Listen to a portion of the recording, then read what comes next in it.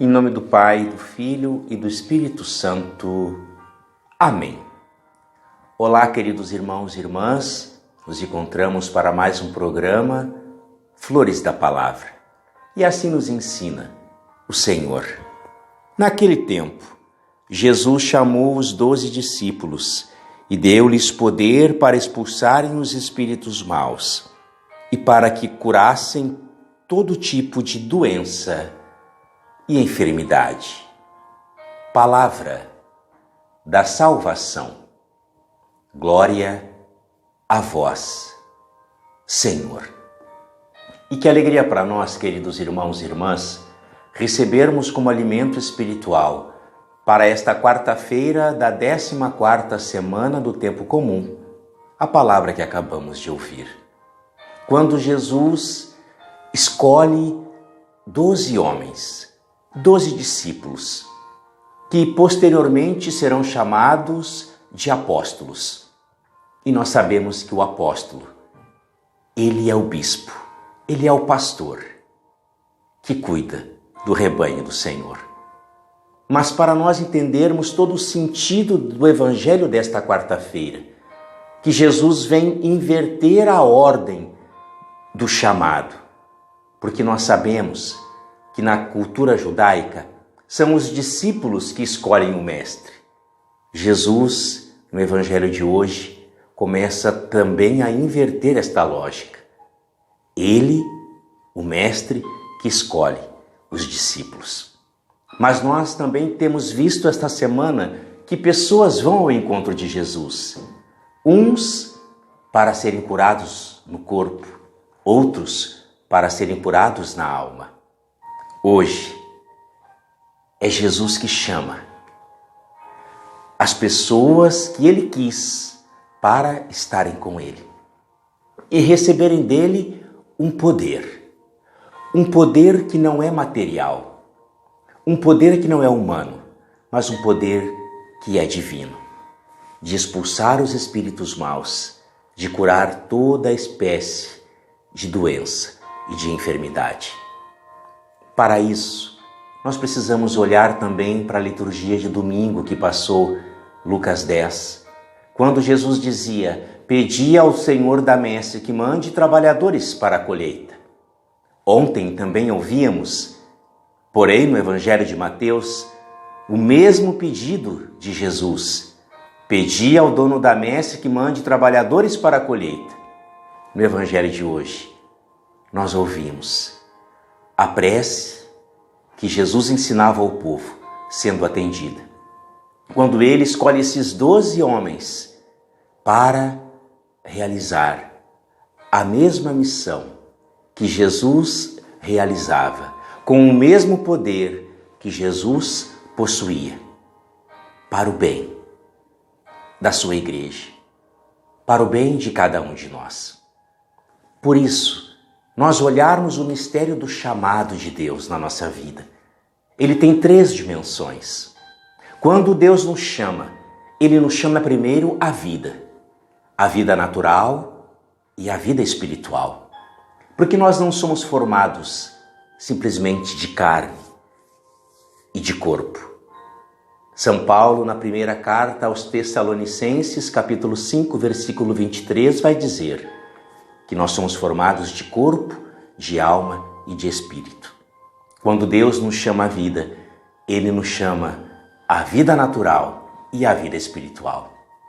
Mas depois Deus nos chama também a fazer a experiência do amor, pois é o amor que cura, é o amor que liberta. Porque assim também nós vemos o amor que cura, ele expulsa todo o demônio, ele expulsa todo o mal. Porque um coração que ama é um coração verdadeiramente repleto da graça de Deus. E onde Deus está, o demônio não está. O amor, depois de curado, ele também perdoa. Porque o perdão é a fonte de cura para todo tipo de doença e de enfermidade. Seja ela enfermidade física, seja ela enfermidade espiritual, o coração que sabe perdoar é um coração curado e toda a enfermidade não habita mais naquele corpo, naquela alma, naquele espírito. A terceira característica e dimensão do chamado que Deus nos faz é a dimensão do serviço. Deus que nos chama à vida, Deus que nos chama ao amor, Ele nos chama também ao serviço. E o serviço que Ele nos chama é o anúncio do reino. Ir aonde Ele deveria ir, realizar o que Ele deveria realizar.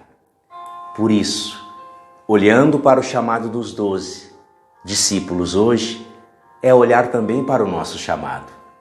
Olhar para a graça que recebemos no dia do nosso batismo, em que recebemos o munus sacerdotal, profético e régio. Olhar para o chamado dos 12 também nos leva a refletir aquilo que Remígio, monge do século X, nos ensina a olhar. Ele vai dizer para nós que o número 12 é um número perfeito. É um número que indica totalidade, inteireza. Por quê? Porque o número 12 tem este significado de perfeição e de totalidade desde o Antigo Testamento. Ele nos recorda, 12 foram os filhos de Jacó. 12 foram também as tribos de Israel. 12 foram também as fontes de águas vivas, que Moisés, após saciar o povo, fazendo sair água da rocha, naquele lugar haviam 12 fontes. 12 também foram os pães da proposição, em que somente o sacerdote Arão e seus filhos poderiam comer. 12 foram as pedras de ônix que enfeitavam o colar de Arão. 12 foram as pedras que Elias ergueu o altar no combate aos profetas de Baal para sacrificar a oferenda. 12 foram as pedras que Josué pediu para que 12 homens, um de cada tribo, pegasse no Rio Jordão para entrar na terra prometida. 12 foram os apóstolos, o evangelho que ouvimos hoje. 12 foram as estrelas colocadas na coroa da mulher vestida de sol com a lua debaixo dos pés, do livro do Apocalipse, imagem da igreja.